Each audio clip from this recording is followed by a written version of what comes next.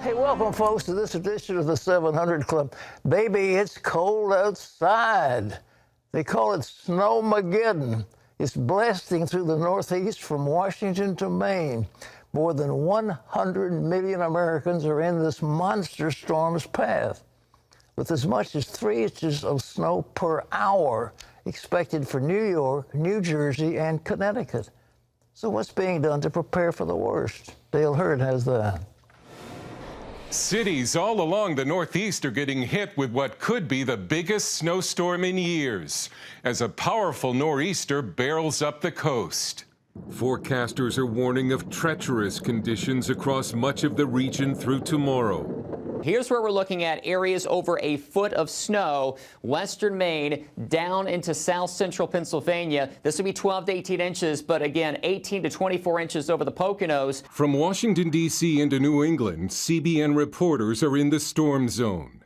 Here in the D.C. region, we're in the middle of what some warn might be the biggest snowstorm in 2 years. 2 to 4 inches of snow fell Sunday. Probably going to get another inch today, maybe another on Tuesday. The worst problem, though, is going to be icy conditions caused by freezing drizzle, low temps, and big winds. We're expecting blizzard-like conditions today with as much as 3 inches of snow an hour, leaving parts of New York, New Jersey, and Connecticut with as much as 1.5 feet of snow. A state of emergency has been declared in New Jersey. Snow emergencies are also in effect in Philadelphia and Boston. Nearly 1,000 flights in the region have already been canceled. Power outages and potential flooding are expected. We're not even hoping for the best anymore. We're just preparing for the worst. More than 250 crashes were reported in Virginia alone, including this fire truck flipped over on a slippery road, but no serious injuries reported in the state. The storm system has already blanketed parts of the Midwest with the most snow the region has seen in several years. The snow in D.C. drew hundreds of people to the National Mall for a massive snowball fight. And at the National Zoo, giant pandas were making the most of it, sliding down hills, belly up. Dale Hurd, CBN News. You know, when I was growing up, we had snow all the time. I mean, it started about this time of year, and it went all the way through March or something. And snow was great around here in Virginia Beach. If there's a couple of inches, they shut everything down. They don't know how to drive in the snow, but it's nice to have a little snow, but sometimes it gets to be a pain.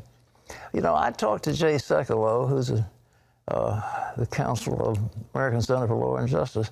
He led the president's team during that past impeachment, and he did a superb job. And of course, they won in the Senate, as everybody expected. But Jay told me, he said, look, I said, are you going to help the president this time? He said, well, look, he wants to relitigate the election, and that's not what they want to do. So they got some excellent appellate attorneys from down in South Carolina to represent him, and they've all walked out. Why? Because he doesn't want to deal with the one charge that's brought against him, and he can beat that thing, but that's why 5 of them quit. And how is this going to affect his impeachment trial? Ephraim Graham has that. Pat, the former president forming a new defense team Sunday after his original attorneys quit. The 2 new lawmakers are David Schoen and Bruce Castor. Schoen was part of Roger Stone's defense in his trial stemming from the Mueller investigation. Castor served as a county district attorney in Pennsylvania. Just 1 day earlier, 5 attorneys announced they were leaving Trump's team, reportedly in disagreement over his plan to argue that the election was stolen. The House impeached Trump on 1 charge of incitement after a mob attacked the Capitol on January 6th. The Senate trial begins next week. President Joe Biden meets today with a delegation of Republican senators led by Maine's Susan Collins to discuss coronavirus relief. 10 Republican senators proposed a $600 billion plan, far less than the $1.9 trillion package the Biden administration is seeking. The GOP proposal retains the president's goal of $160 billion to increase vaccinations, but it reduces the amount of stimulus checks to individual Americans from $1,400 down to about $1,000, as well as reducing the amount allocated for public schools. Senator Bill Cassidy of Louisiana explained their position on Fox News Sunday. we are very targeted. We're targeted to the needs of the American people, treating our tax dollars as if there are tax dollars, not just money to spend, and putting it where we need to come out of the pandemic. A Biden official says the president is open to ways to make the relief package more effective, but he is adamant COVID relief must pass. Democrats are ready to go forward on their own and use the budget reconciliation process to make it happen. Pat? You know, the president doesn't ask me for advice, but I'd like to give him some today. You know, the big move today is toward electric vehicles. It is unbelievable how fast.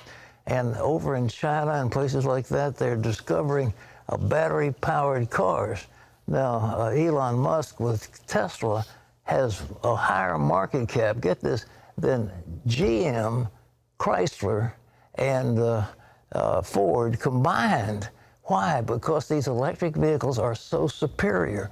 So if he's talking about a big stimulus, man, you can put people to work in that area making batteries and making these new types of cars and vehicles and buses and trucks.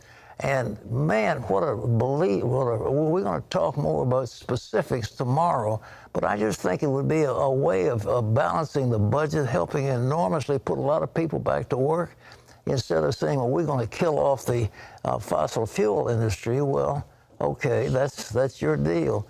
But why don't you talk about, I'm going to make jobs in the electric car business, making batteries and making electric buses, electric trucks, and the whole fleet of the United States government. And then you go across the country and you have charging stations for batteries.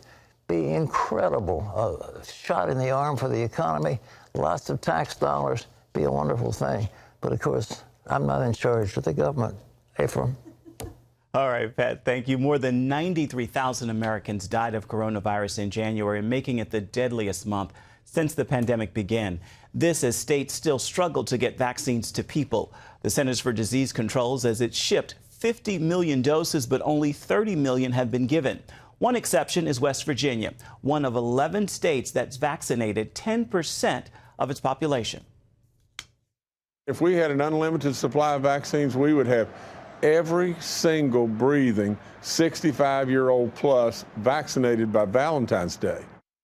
Drug maker Johnson & Johnson could help with that demand. The company expected to apply for emergency authorization for its vaccine within days. Meanwhile, a new mask mandate on public transportation goes into effect today.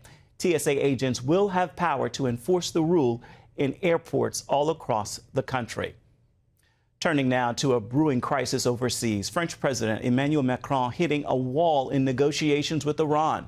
As Chris Mitchell now reports from Jerusalem, it is one of the latest developments in the effort to keep Iran from getting a nuclear bomb. President Macron warns that time is growing short to keep Iran from getting a nuclear weapon. Iran says it's reaching its goal of producing 20% enriched uranium faster than expected. 20% is one step away from weapons-grade uranium.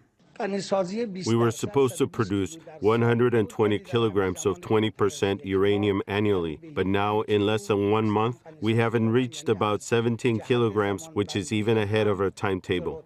While the Biden administration says it wants to negotiate a stronger, better nuclear deal, Iran and its ally Turkey refuse that offer. Iran wants to use its leverage to drop the economic sanctions. I should emphasize this. America was the one who withdrew from the JCPOA and breached its commitments. Now it's America that should return to the JCPOA and fulfill its commitments.